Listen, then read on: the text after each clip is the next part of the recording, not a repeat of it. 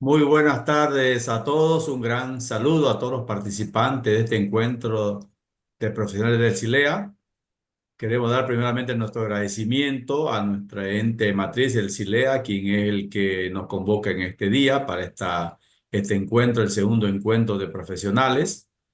Queremos agradecer a todos los integrantes de los países miembros del CILEA que nos acompañan el día de hoy. Asimismo, también agradecer a los profesionales de Latinoamérica y Europa que nos siguen en esta red. Y también, por supuesto, a nuestro expositor el día de hoy, el señor Oriol Amat, quien muy gentilmente ha accedido para darnos una conferencia el día de hoy. Damos inicio de manera oficial a este segundo encuentro en CILEA. Este encuentro de profesionales lo que busca es fomentar el intercambio de conocimiento y fortalecer la integración de la profesión contable entre América Latina y Europa. Excusamos en este día a nuestro presidente del CILEA, Valentín Pich, que por un tema de agenda no nos puede acompañar el día de hoy, así que esperamos que en otras oportunidades sí esté con nosotros. Hoy, martes 25 de marzo, tenemos programado el segundo encuentro CILEA con el tema Detección de fraudes contables, que estará a cargo de nuestro expositor o conferenciante, Oriol Amat. El contenido de este encuentro, de esta conferencia, analizaremos la problemática del fraude, a quienes afecta, cómo descubrirlo, cuáles son las señales de alerta de que hay que tener en cuenta después del fraude, obviamente. También veremos algunos indicadores para su detección y el uso de la inteligencia artificial. Y finalmente abordaremos algunas conclusiones de interés general y las preguntas, por supuesto, las responderemos al final. Ahora presentaremos a nuestro conferenciante, leyendo brevemente su hoja de vida. Ariel Amat, desde España. Él es catedrático de la Universidad Pompeu Fabra, es auditor de cuentas y presidente del Registro de Economistas Docentes e Investigadores del Consejo General de Economistas de España y presidente de la Comisión de Contabilidad del Colegio de Economistas de Cataluña. Estimado Oriol Amat, por favor, adelante con su conferencia. Buenos días a todos y gracias nuevamente. Pues muchísimas gracias, Remy Ángel Terceros, por la invitación a poder estar hoy con ustedes. Iba a decir esta tarde, pero sé que para muchos de ustedes es por la mañana. Por tanto, pues el día de hoy es un placer poder estar con ustedes.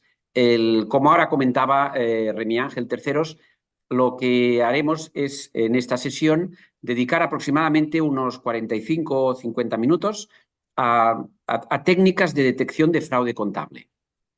Voy a utilizar una presentación que Cilea la tiene y por tanto está a vuestra disposición, está a su disposición por si en fin, la quisiesen usar o la quisiesen leer con más detenimiento. Habrá en algunas pantallas que hay algunas cifras, algunas fórmulas.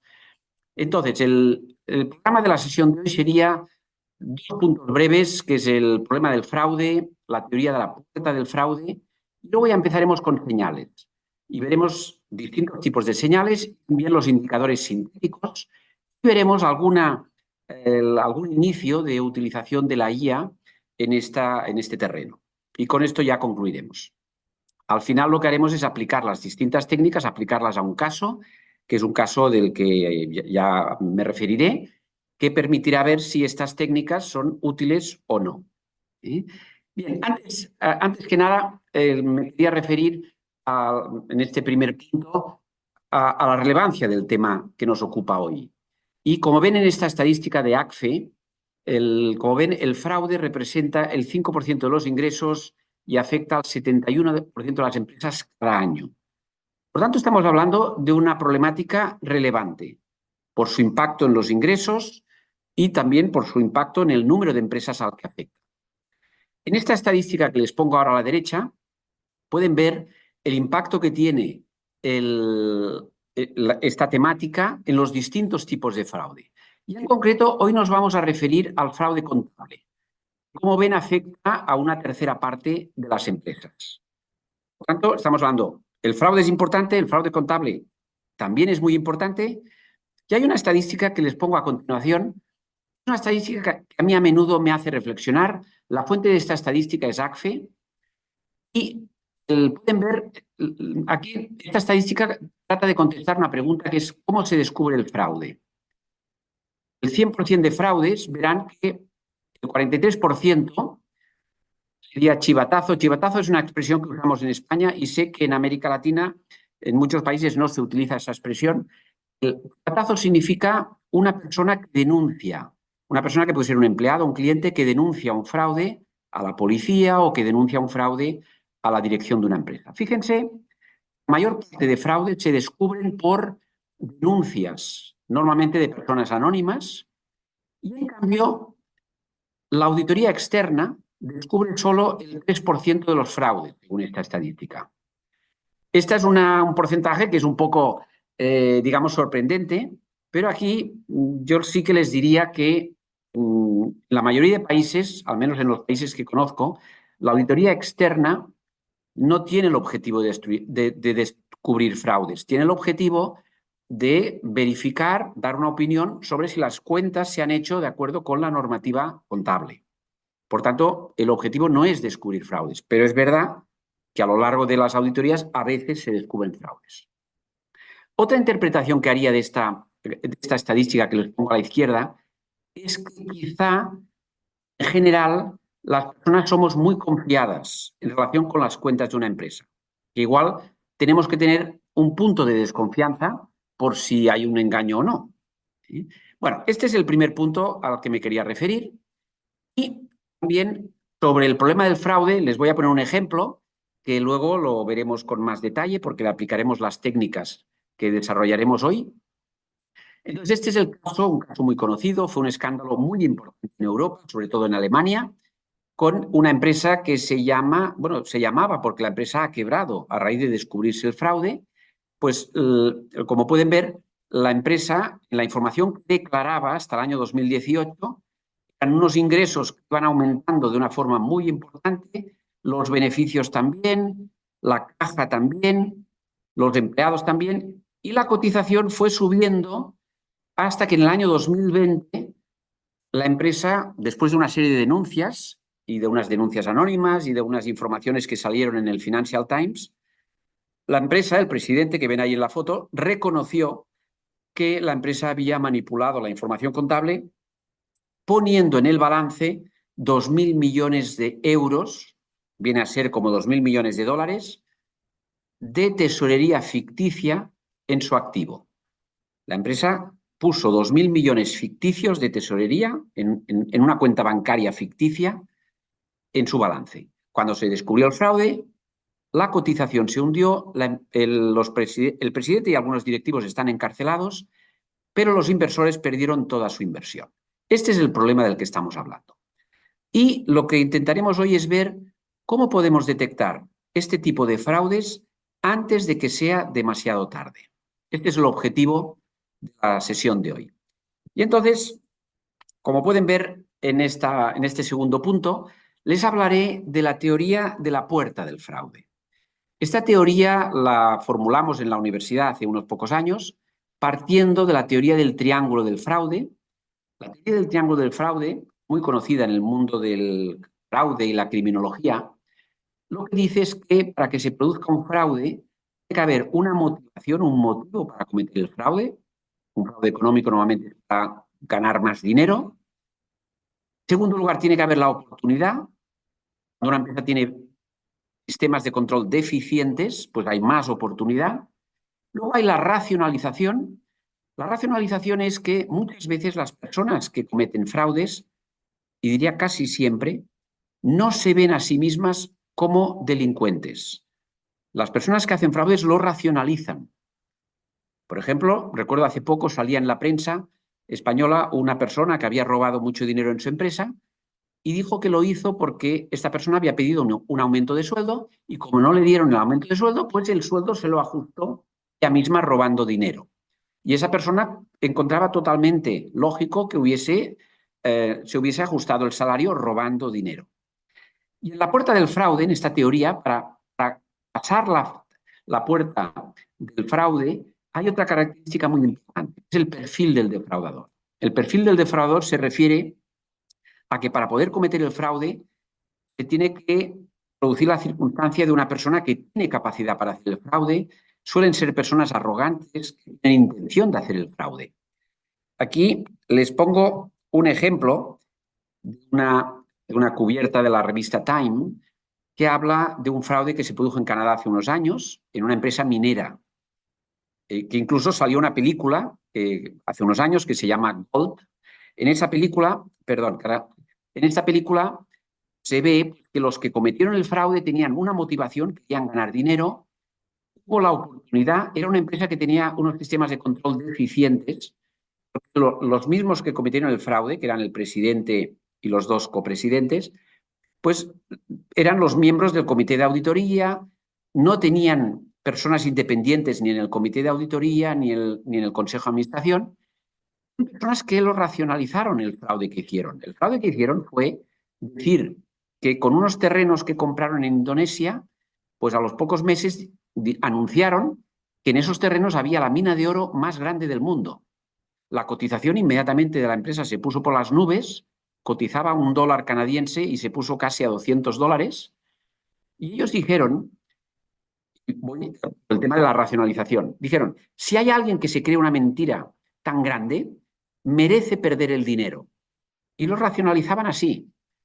El perfil era unas personas que eran muy potentes financieramente, habían hecho fraudes anteriormente y habían estado en la cárcel, y uno de los vicepresidentes, de los copresidentes, perdón, era geólogo y por tanto sabía, conocía cómo funcionan las minas, etcétera. Por tanto, les he puesto este ejemplo para ver lo que es la puerta del fraude. Hablo de la puerta del fraude porque esto nos ayudará a lo que vamos a ver en el punto siguiente.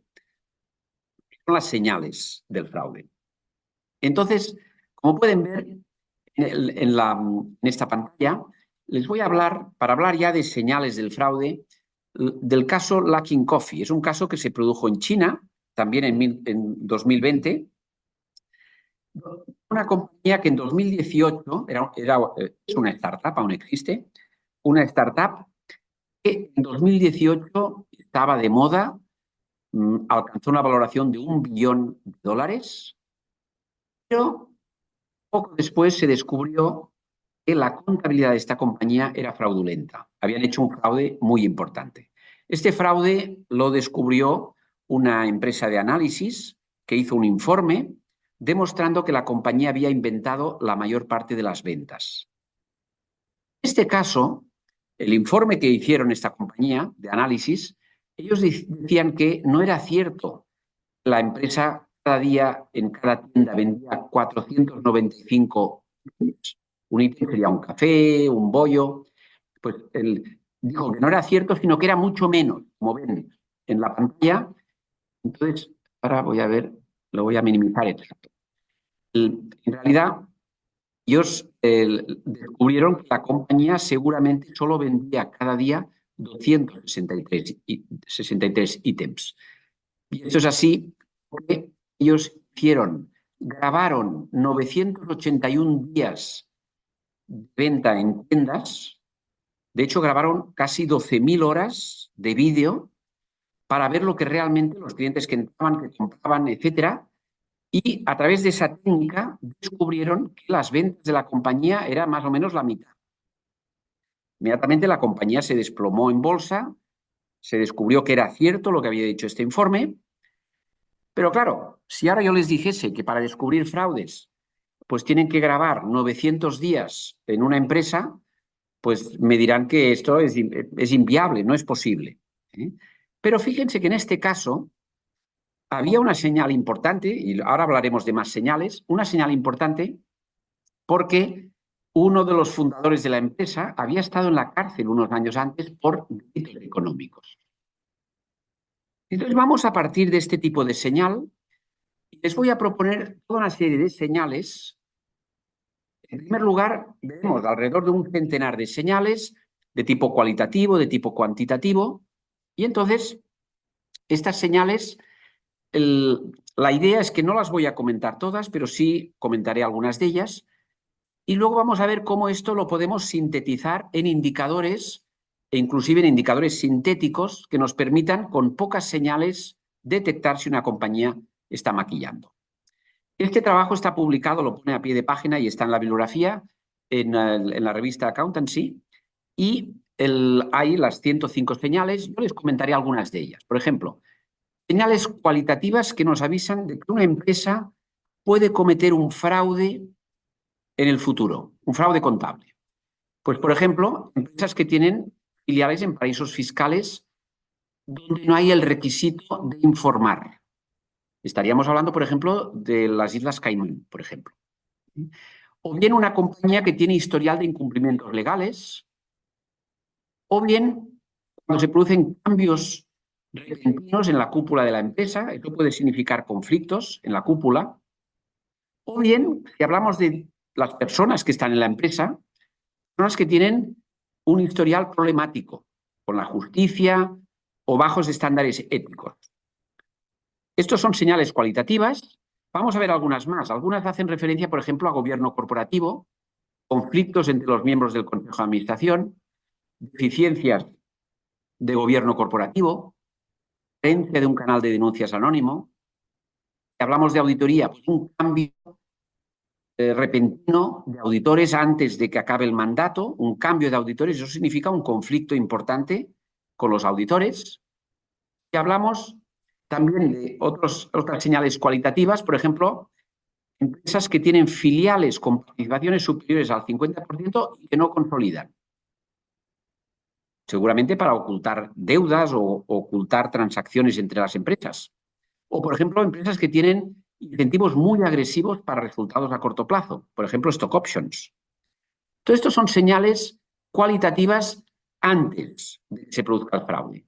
También hay señales cuantitativas antes de que se produzca el fraude. Por ejemplo, empresas que tienen un ratio de liquidez activo corriente sobre pasivo corriente muy bajo. Por ejemplo, menor de un 1,5. Esto, lógicamente, depende mucho del sector, pero como valor aproximado medio, diríamos 1,5. O bien empresas que tienen un Z-score bajo. Enseguida hablaré un poco más del Z-score. Empresas que tienen mucha deuda. De todo lo que vamos a ver, esta es la señal más importante. Las empresas que tienen mucha deuda pueden tener problemas para conseguir financiación bancaria y eso las incentiva a manipular las cuentas. O empresas que tienen un flujo de caja negativo. Bueno, estas serían señales cualitativas. Les voy a hablar ahora un poco más de los Z-score. Los Z-score esta es una técnica que la creó el profesor Edward Allman de la Universidad de Nueva York en los años 60 del siglo pasado, que utiliza la técnica de análisis discriminante lineal. Cuando tenemos una población, una muestra de empresas, son, por ejemplo, que tienen buena solvencia y unas que tienen mala solvencia, lo que hace el análisis discriminante lineal es buscar las variables que nos separan las buenas de las malas. Y esto lo vamos a hacer ahora con una investigación que hicimos hace unos años aquí en la universidad, con 80.000 pymes de todo tipo de sectores. Recibieron un préstamo en 2006.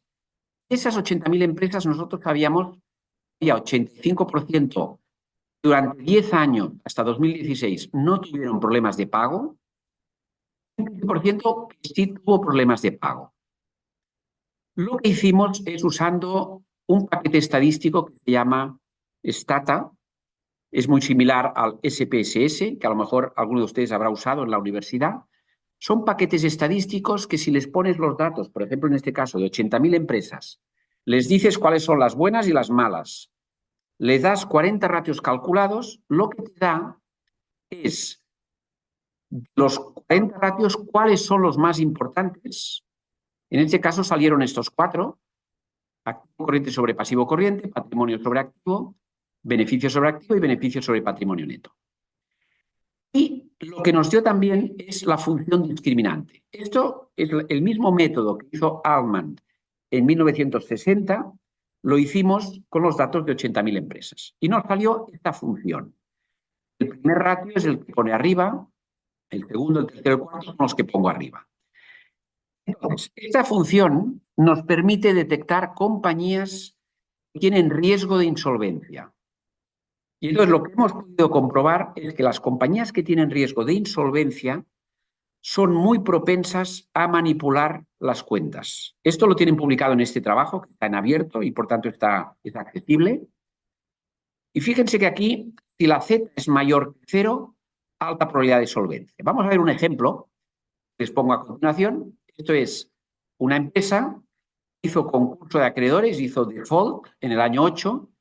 Fíjense que la Z era positiva hasta el año 4 y a partir del año 5 la Z es negativa, lo que nos está indicando riesgo de default, riesgo de insolvencia. Por tanto, la insolvencia se produjo en el año 8, 4 años antes esta Z ya avisaba.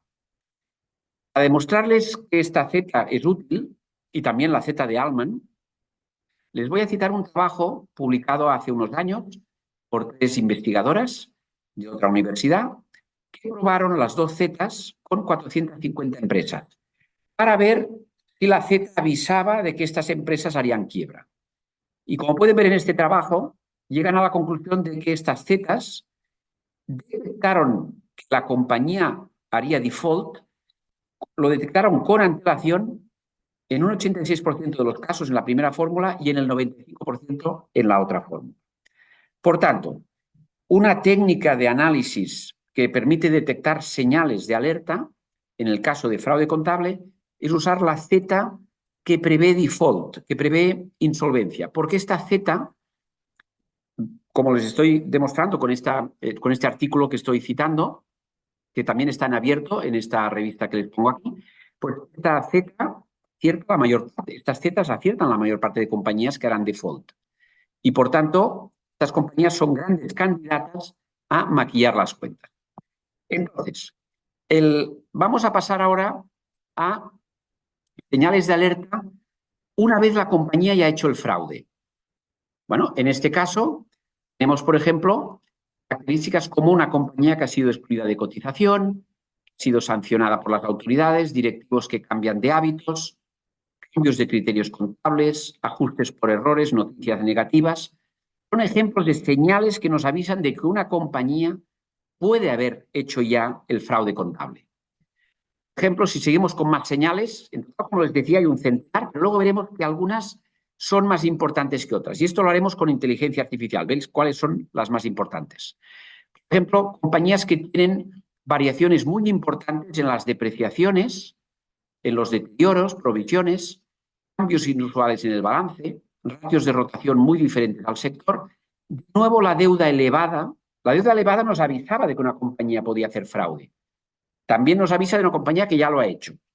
Si hablamos de indicadores cuantitativos, también son relevantes indicadores como, por ejemplo, los honorarios de auditoría sobre ventas.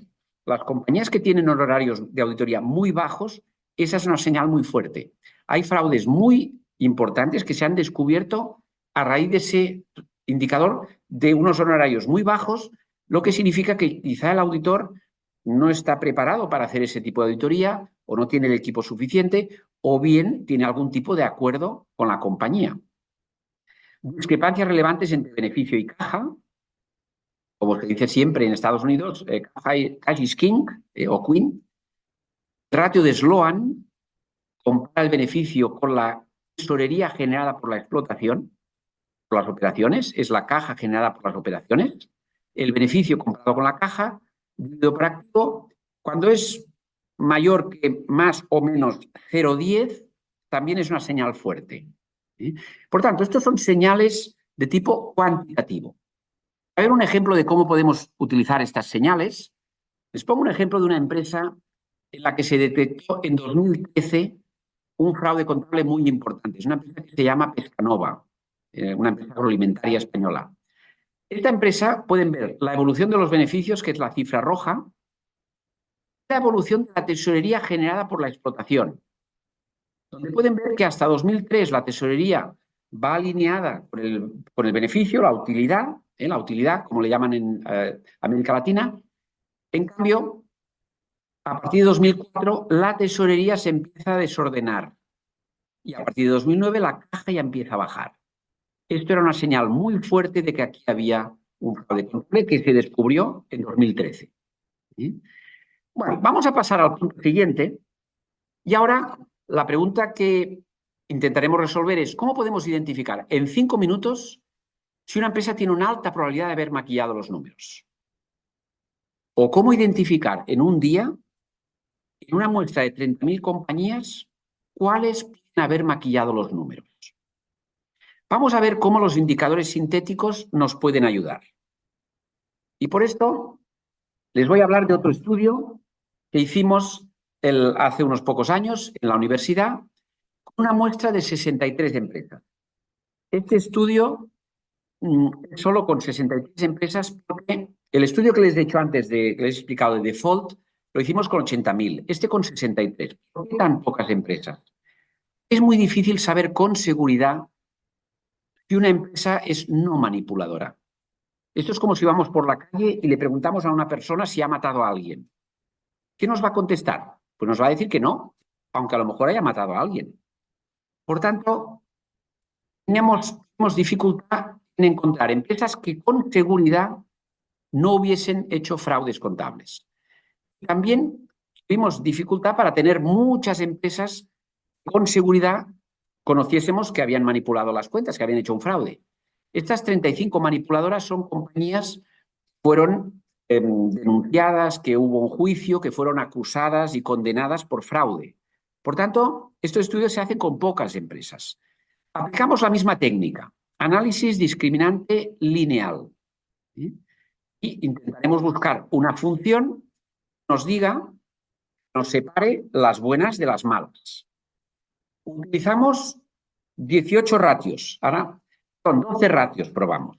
De los 12 ratios hay 4 que fueron los que el paquete estadístico, de nuevo, Stata o SPSS, paquetes de este tipo, que nos dijeron de los 12 ratios hay 4 que son las que separan más las empresas que hacen fraude contable de las que no.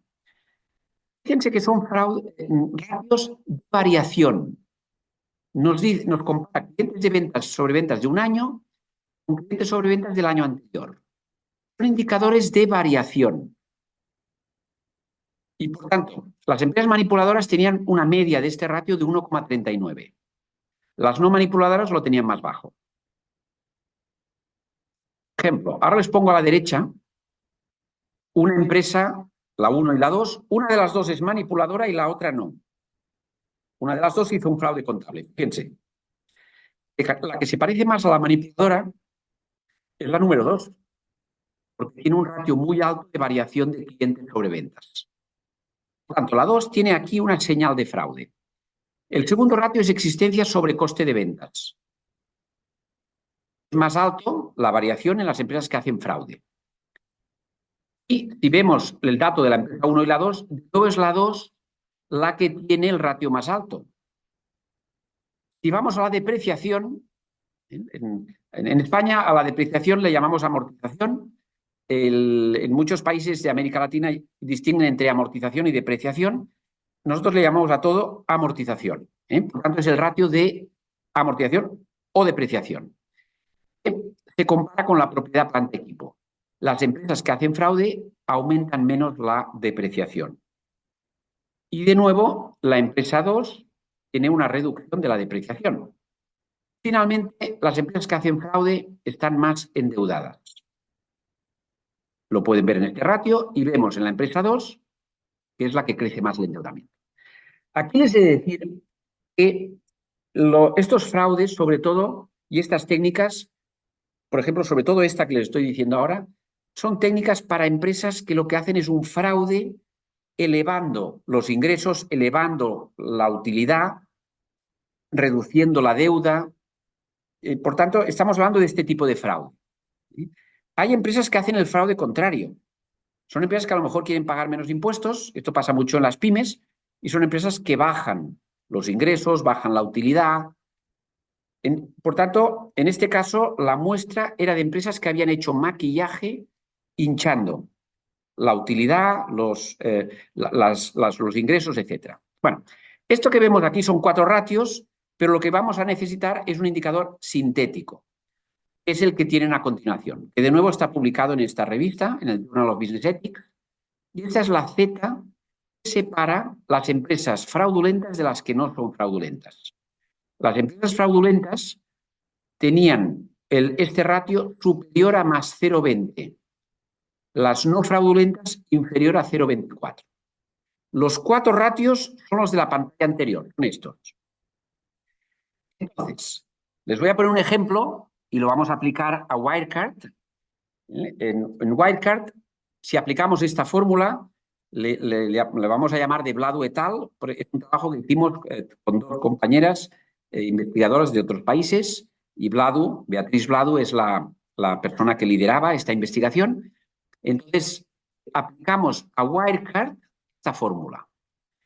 Fíjense, si está por encima de 0,20, más probabilidad de maquillaje. Por debajo, menos probabilidad. Wirecard estuvo por encima de 0,20 en 2013. Estuvo por encima en 2016 y en 2017. Estos son 3 señales muy fuertes de que en esos años había maquillado. Bueno, vamos a continuar con Wirecard y le aplicaremos otras de las técnicas que les he explicado. Por ejemplo, el ratio de liquidez. Les decía que en general ha de ser alrededor de 1,5. Es el activo corriente sobre pasivo corriente. Fíjense que en este caso Wirecard tenía una alta liquidez. Por tanto, esta señal no se produjo en Wirecard. Pero claro, es que Wirecard había inventado 2.000 millones de euros, que era el 30% de todo su balance, lo había puesto en tesorería, y era tesorería ficticia. Por tanto, esta señal no funciona. Pero en cambio, sí que tenemos la señal de la deuda. Les decía, la deuda, cuando es mayor del 0,60, ahí hay la señal. Y pueden ver, en 2017 y 2018 la deuda superó el 60%. Por tanto, ahí tenemos una señal fuerte. Pero luego le aplicamos también la fórmula Z de solvencia, la que les he explicado antes, que la hicimos con 2 compañeros, un profesor italiano y también un compañero de la Universidad de Murcia, Marcos, además muy conocido de Cilea también, del Consejo General de Economistas de España. Pues este trabajo que les he comentado antes, la Z, les decía que la Z tenía que ser mayor que 0. Cuando es menor que 0 es que aumenta la probabilidad de problemas de solvencia. Wirecard tenía la Z por debajo de 0 todos los años. Por tanto, es una señal muy fuerte. Luego les hablaba de la diferencia entre el beneficio y la caja. Cuando hay mucha diferencia entre el beneficio y caja es que está pasando algo. Entonces, aquí vemos esta compañía, claro, aumentó 2.000 millones de euros en la caja. Entonces, fíjense, es un aumento que fue haciendo gradualmente a lo largo de los años. Entonces, pueden ver que en 2017 y 2018 una cosa es la utilidad y muy diferente es la tesorería generada por la explotación. Aquí tenemos otra señal fuerte. Y finalmente les hablo del ratio de Sloan, ya beneficio neto comparado con la caja generada por las operaciones dividido por activo. Y entonces, en este caso, está dentro del margen del más 0,10 o menos 0,10. Simplemente en 2017 lo vulneró un poco, por tanto hay una señal en 2017. ¿Sí?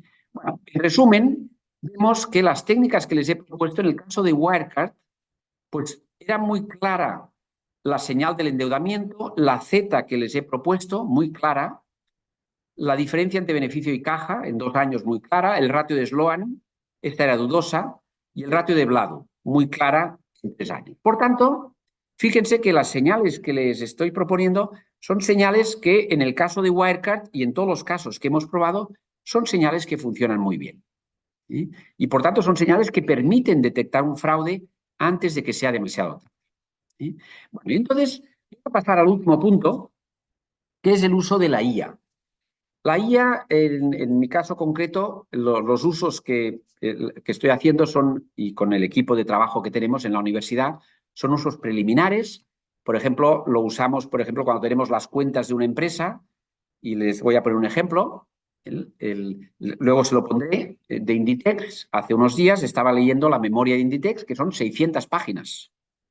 Como eran tantas páginas, le pedí al ChatGPT si podía aplicar las técnicas que les acabo de decir a Inditex y que me dijera si es una empresa que tenía señales o no de alerta de fraude. Pues en menos de un minuto, luego les enseñaré el informe, pues reconoció que no, el ChatGPT dijo que esta compañía pues no tiene señales de fraude. Y por tanto usé el ChatGPT para hacer un análisis rápido y luego verifiqué los datos que hizo, los cálculos, y los hizo bien. ChatGPT no siempre hace los cálculos bien. Recuerden que tiene alucinaciones y a veces se equivoca. Bueno, les voy a explicar una aplicación que hemos hecho con la inteligencia artificial. Es una técnica que se llama el Random Forest. El Random Forest lo que hace es, cuando tienes muestras con pocas empresas, ahora haremos un estudio con 80 empresas, 40 habían hecho fraude, 40 no, muchas señales cualitativas, cuantitativas. Es una técnica, el Random Forest, que te permite identificar cuáles son las señales más importantes. Lo primero que hicimos es reducir todas las señales a 47, 40 cualitativas y 7 cuantitativas, porque muchas de las señales no son objetivamente observables. Por ejemplo, la señal que les he dicho antes, de directivos que tienen un nivel bajo de estándares éticos. Esto es difícilmente objetivarlo fácilmente en una compañía. O, por ejemplo, directivos que tienen hábitos financieros malos. O, por ejemplo, hubo señales que las quitamos porque no teníamos la información. Por ejemplo, el coste de auditoría. Por tanto, todas las señales las reducimos al final a 47. Lo que hace el Random Forest en una caja negra, porque este es uno de los problemas que tiene la IA en muchos casos, es que procesa, analiza la información, pero no te dice exactamente cómo lo está haciendo. Entonces, el Random Forest, de estas 47 señales, nos dijo cuáles eran las señales más potentes. Por ejemplo, aquí tenemos la X32, es una de las 47 que les estaba diciendo. Entonces, la X32 es una compañía que tiene operaciones financieras difíciles de entender. Y, por tanto, esta es una señal muy fuerte. Cuando vamos a una compañía y vemos que tiene operaciones que nos las explican y no las entendemos, esta es una señal muy fuerte de fraude contable. Por ejemplo, la variable 54. Ya, la política de depreciación. Cuando cambia mucho de un año a otro la política de depreciación. O la deuda, que les he dicho que era muy importante, cuando la compañía no cumple las expectativas de resultados, filiales que no consolidan, perdón, empresas sancionadas por las autoridades, directivos, una participación muy importante que controlan la empresa, historial problemático de directivos y un ratio de liquidez bajo. Estas 10 señales son las más importantes. Fíjense, voy un momento atrás. Son las señales, Random Forest nos ha dicho, estas son las señales que agrupan mejor con las compañías fraudulentas. Por tanto, voy un momento hacia atrás. Como les decía, lo hemos hecho con 54 señales. De estas 54 nos han quedado 47. Los números de cada señal son con los 54 que teníamos inicialmente. Bueno, y entonces luego hicimos otra cosa, que es, Random Forest te dice, de todas las señales, cuáles son las parejas de señales que son más importantes. Es decir, señales que si van juntas son señales muy fuertes. Por ejemplo, las más fuertes son las que están en la izquierda, que ven que aquí tienen el número de ocurrencias, 80, son las que tienen el azul claro. Cuando es más oscuro es menos ocurrencias. Entonces, las empresas fraudulentas, las variables, señales que más coincidían es la 32 y la 35. Y luego la 32 y la 54. Les digo cuáles son. La 32 y la 35 son una empresa que tiene operaciones financieras complejas, difíciles de entender, y una compañía que no está cumpliendo las expectativas de resultados. Por tanto, si ustedes van a una compañía y ven alguna de estas dos características que se cumple en una compañía, ahí tienen una candidata importante a hacer fraude contable. O, por ejemplo, operaciones financieras difíciles de entender y un cambio en la política de depreciaciones. O historial problemático de directivos y un bajo ratio de liquidez. Operaciones complejas y mucha deuda. Cambio en la política de depreciaciones y mucha deuda. Por tanto, lo que les decía, ¿cómo puedes ver en 5 minutos si una empresa tiene una alta probabilidad de haber cometido fraude? Por ejemplo, pues si ha cambiado la política de depreciaciones y tiene mucha deuda, es una candidata a haber hecho fraude. Bueno. Ahora vamos a aplicar esto que acabamos de ver, lo vamos a aplicar a Wirecard. Fíjense, en primer lugar les pongo las 10 señales. Wirecard dice que son muy importantes. Perdón, que el Random Forest, la IA, nos ha dicho que son muy importantes. Pues entonces, como pueden ver aquí, Wirecard tiene todas las señales, las cumple, menos lo de que no cumplía las expectativas de resultados, porque claro, había manipulado las utilidades. En cambio, el ratio de liquidez lo cumplía. Pero y por tanto no es una señal. En cambio, el resto de señales sí eran señales de alerta. Había cambiado la política de depreciación, el endeudamiento, no consolidaba filiales, sancionada por las autoridades, directivos que controlaban la empresa, historial problemático de directivos. Por tanto, muchas señales de alerta en Wirecard. Y luego, si miramos las parejas, verán que de las 5 parejas se cumplían 3. Operaciones complejas, difíciles de entender y cambio en la política de depreciaciones.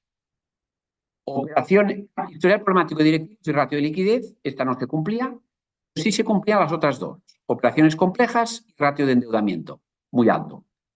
Por lo tanto, podríamos concluir que Wirecard realmente pues, tenía muchas señales de alerta. Bien, voy a pasar a las conclusiones, pero antes de... haré las conclusiones y luego les pondré un ejemplo que les decía del ChatGPT, se lo pondré enseguida, pero antes voy simplemente a concluir diciendo que tenemos un reto, que es proteger a los usuarios de las cuentas. Yo les ponía una estadística sorprendente, y es que la auditoría descubre pocos fraudes y en cambio son las denuncias las que descubren. Incluso hay muchos fraudes que se descubren por casualidad. Hemos visto que hay muchas señales de alerta que tienen utilidad, que vale la pena utilizarlas. Y por tanto, un poco la propuesta que les haría es hay que extremar las precauciones y usar estas señales de alerta. Bueno, en la presentación tiene una serie de bibliografía por si tienen interés en ello. Entonces lo que voy a hacer ahora es a ver si puedo minimizar esta pantalla. Vale, ahora no veo cómo minimizarlo. A ver.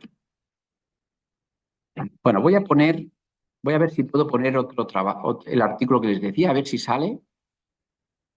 A ver si se pone el artículo. No, no saldrá. Ah, sí, sí, ya ha salido. Perfecto, ya sale en el ChatGPT.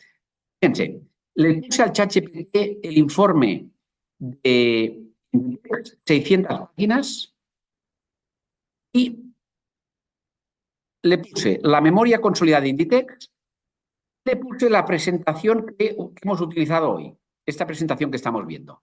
En menos de un minuto, ChatGPT me hizo este resumen diciendo, aplicando el modelo Z, Inditex tiene una alta probabilidad de solvencia y baja probabilidad de maquillaje. Aplicando las distintas señales de alerta, sale, tiene alguna de ellas, no se observan. O sea, todo se considera razonable, no se han identificado cambios en la cúpula, la estructura internacional no tiene señales de prácticas irregulares. Entonces, la conclusión, tras aplicar los principales indicadores, no se detectan señales relevantes que sugieran la existencia de maquillaje. Evidentemente, GPT lo ha hecho en unos segundos. Luego, lo que sería interesante es verificar, digamos, cada uno de estos temas, ¿no? Bueno, esto les he puesto un par de ejemplos de cómo utilizar la IA en el tema que hemos visto hoy. Y entonces, tal como me había comprometido, pues he estado alrededor de unos 40 minutos. Y entonces ahora ya voy a dejar de compartir. Y por tanto, perfecto, ya he dejado de compartir y por tanto, ahora pues tienen la oportunidad pues, de hacer algún comentario, alguna pregunta, alguna observación y por tanto estoy a su disposición.